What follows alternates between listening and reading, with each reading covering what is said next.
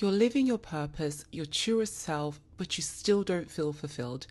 You're just not feeling happy. You still feel out of place. This is actually a very real situation.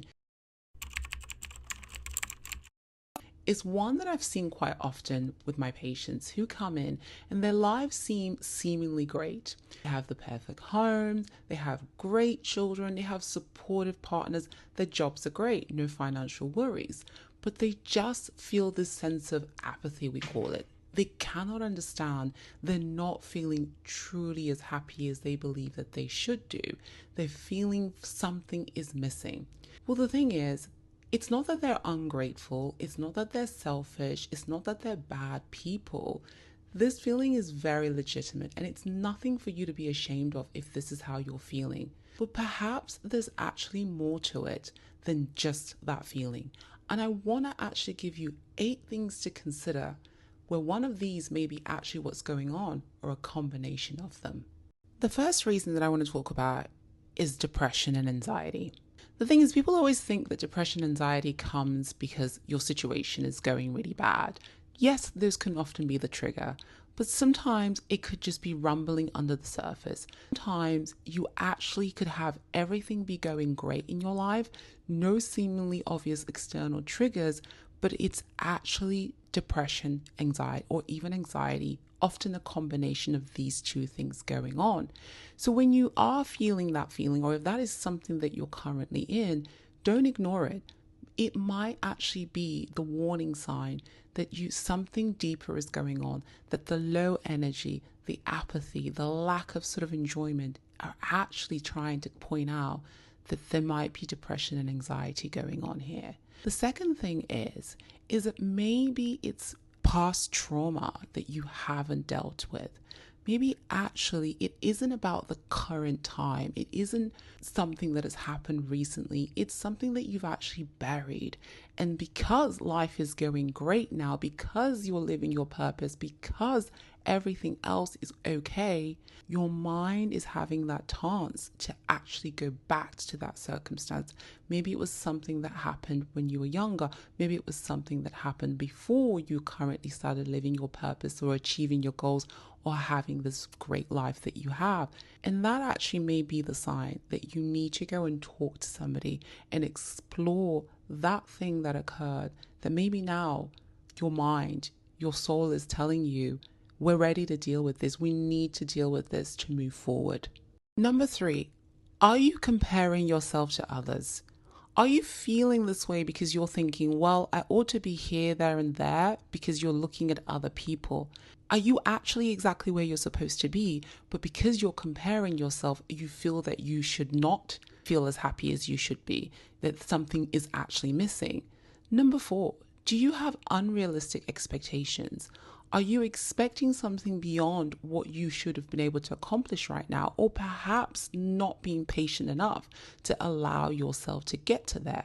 Often, sometimes giving yourself that unrealistic expectation sets you up for failure. It actually doesn't just push you further to get that thing done. So maybe you're actually doing great. Maybe things are actually fabulous, but because you've put all this pressure on yourself, you're feeling that need. The next reason I would say is, are you losing sight of what purpose is actually about? And that brings me to point 5.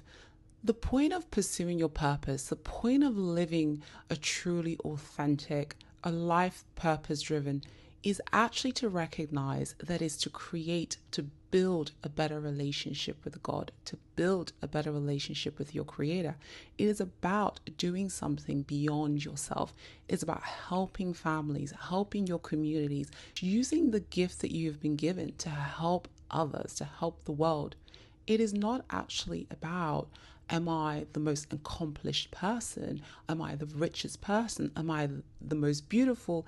It is none of those materialistic, fickle things. Is that what's actually happening here? Have you actually perhaps lost the true focus and meaning of having a life dedicated towards your purpose, towards that dream that has been put on your heart? Number 6 is for my ladies. I see this a lot in my female patients who are in that stage of menopausal. Could this actually be what's going on? They have this description of not understanding what's going on. They feel a brain fog. They feel moody. They just feel tired. Sometimes anxiety goes up.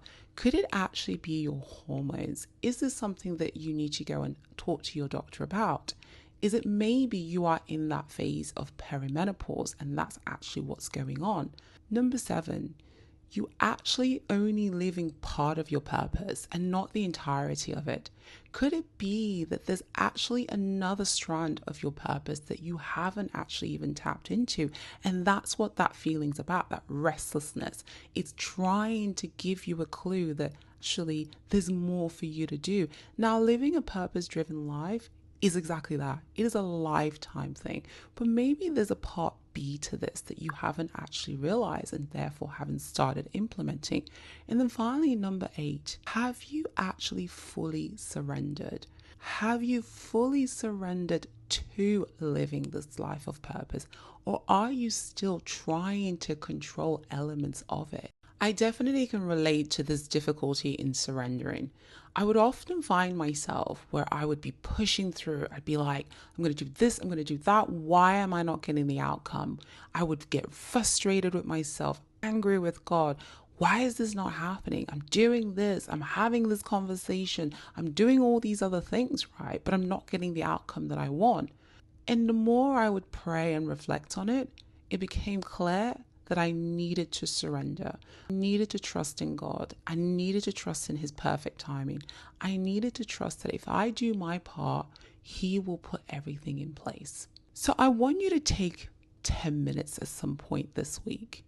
Have a look over these 8 reasons, these 8 possibilities of what may be going on, and see if any of this fits how you're feeling.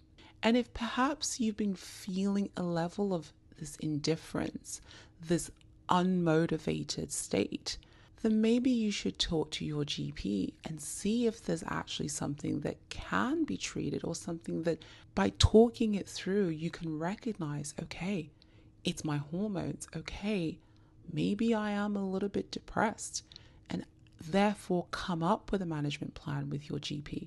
What I don't want you to do is to ignore these feelings, is to think that there's something wrong with you, is to feel ashamed about it.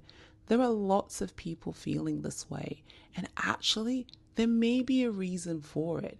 And perhaps it's having that conversation with a healthcare professional, with your priest, with your pastor, that gives you the reassurance to know that, okay, this is something that I do need to deal with, or actually I have so much to be grateful for in terms of my life, or this is giving me the kickstart that I needed.